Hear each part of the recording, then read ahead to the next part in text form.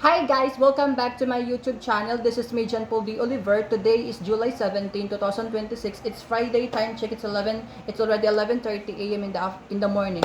So today ay magluluto at gagawa ako ng hotdog bread chocolate. Yes guys, you've heard it right. Gagawa at magluluto po ako ng hotdog bread chocolate na cooking without fire recipe na wala pong ginagamit na butane, gas, kalan, or apoy. Ito lang po talaga. Napakadali lang lutuin. And today, papakita ko sa inyo yung mga ingredients ko. So, dito, meron ako ditong hotdog. Ayan, guys. Wait lang. So, ayan, guys. Meron ako ditong dalawang pirasong malalaking hotdog. Ayan. Ayan. So, hotdog yan, guys. Ayan. Ano siya, guys? Cheesy hotdog pala, guys. Yung gagamitin ko. Ayan. And then, next ay maglalagay din ako ng aking bread na may sesame seed. Ayan guys, yung sinasabi ko sa inyo na matigas na bread na may sesame seed. Ayan. Dalawa po sila. Ayan. Ayan. Dalawa po sila. Ayan. And then next po, yung gagamitin nating chocolate ay itong Energin chocolate powder na chocolate powder na 3 pieces guys. Ayan. 3 piraso sila guys. Para siyang ano guys, para siyang oatmeal. Ayan. Para siyang oatmeal. Ayan. So, 3 piraso guys, yung gagamitin nating Energin chocolate powder. Ayan. So, next ay, maglalagay din tayo ng konting oil. So, ayan yung oil natin, kulay yellow. And then, next ay, maglalagay din tayo ng salt to taste. So, ayun natin na masyadong matamis. Gusto natin yung pagka-saltiness. So, maglalagay tayo ng konting salt lang. Ayan, salt. And then, next is maglalagay din tayo ng ground pepper. Ayan.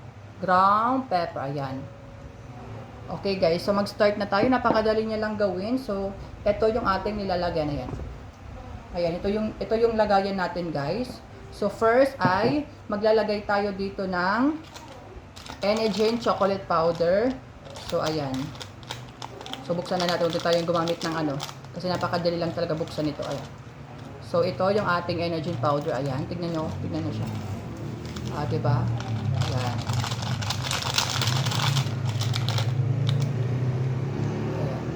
So, guys, ilalagay na po natin to.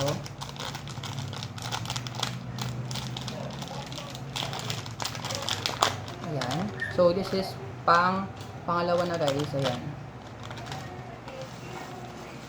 Ayan.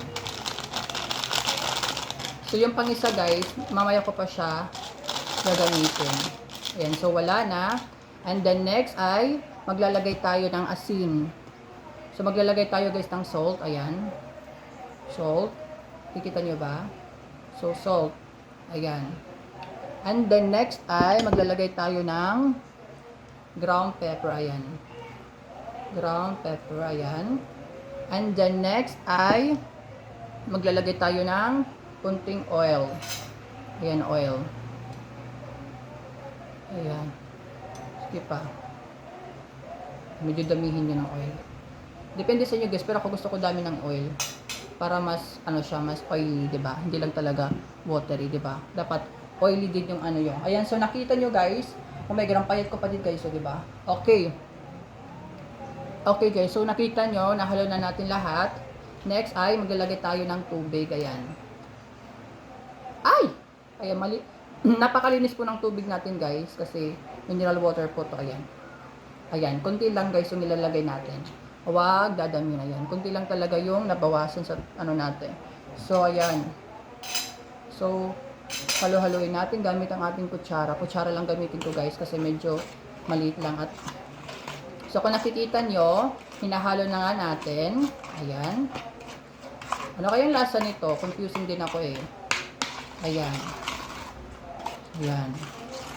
So, haluin nyo siya at haluin. Ayan. Ayan. So, haluin nyo siya ng maayos para talaga, ayan, tignan nyo yung itsura niya, diba? Dapat ganun guys, yung, ano niya, yung consistency niya, yan. Dapat hindi talaga masyadong watery at sakto lang talaga yung tubig na nilalagay mo. Ayan. So, ayan, nahalo na natin.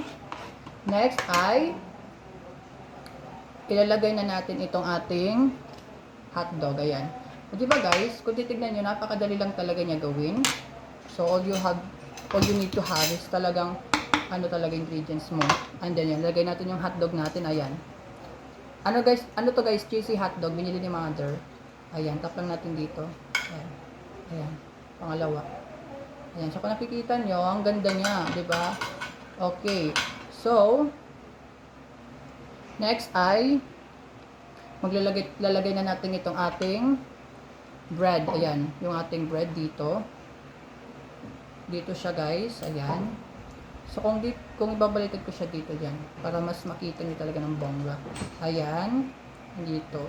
So dito siya and then papagita din ito. Ayan, ito. Itong ating ginawang hotdog cheesy. Ayan. So kita nyo guys, nilagay talaga natin siya. So, tignan nyo close up. Ito yung hotdog natin. Ito yung ating bread, sesame seed. Ayan, ito. So, dalawang bread na may sesame seed at dalawang hotdog. Ayan. Hotdog natin ay tender juicy hotdog, cheesy hotdog. So, dalawang tender juicy hotdog at dalawang bread na may sesame seed. So, kita nyo ba? Diba? Ang sarap niya. Okay, last is, ilalagay natin itong ating energy. Ilalagay natin itong ating pangatlo natin at panglas nating energy chocolate powder. Napakadali lang talaga guys gawin. Ayan. Anong gagawin ko? Ayan, ganun lang siya guys. Dapat pala guys basa yung bread mo para dumikit yung, nakalimutan ko, para dumikit yung ating lalagay. Ito. Okay, continue. Ayan. Kita nyo ba?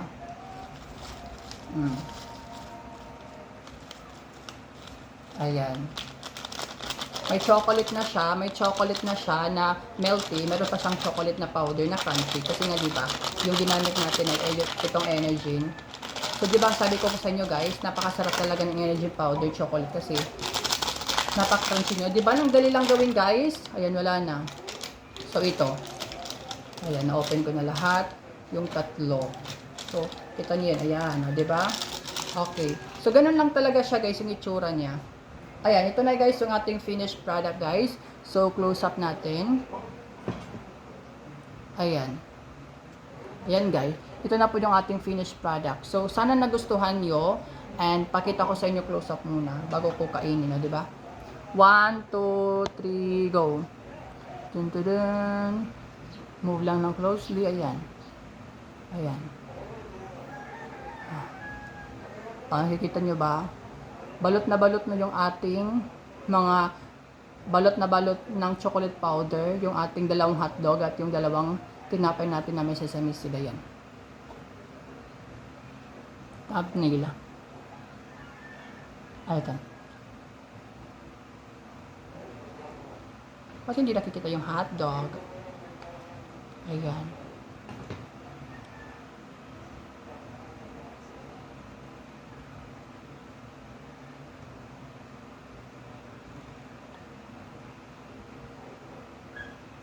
Okay na guys, nahuli naman yung chocolate. Ayan. So, titikman na natin guys, ayan. Tikman na natin, ayan. Ayan, so chocolate, ayan yung chocolate. Tignan niyo yung pagka-creamy niya, yung pagka-creamy ng chocolate, tapos yung chocolate powder, ayan oh. Ito yung chocolate melty, ito yung chocolate melty, yung melty chocolate natin, ayan yung maitim. At ito yung ating chocolate powder na very crunchy nga. So, tikman natin. 1, 2, 3, go.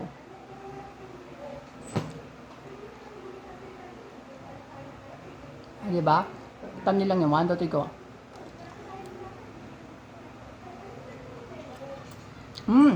Sarap. Ang sarap.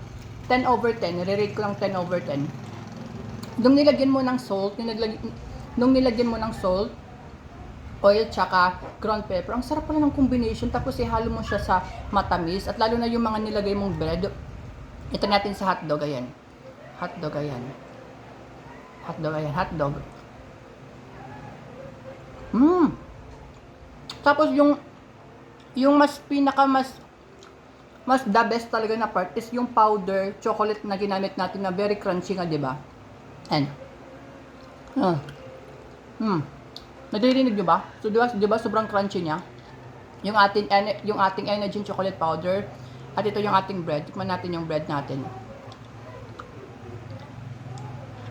Ayan, tikman natin siya. Nagisa, chocolate. Ito may powder. Sarap.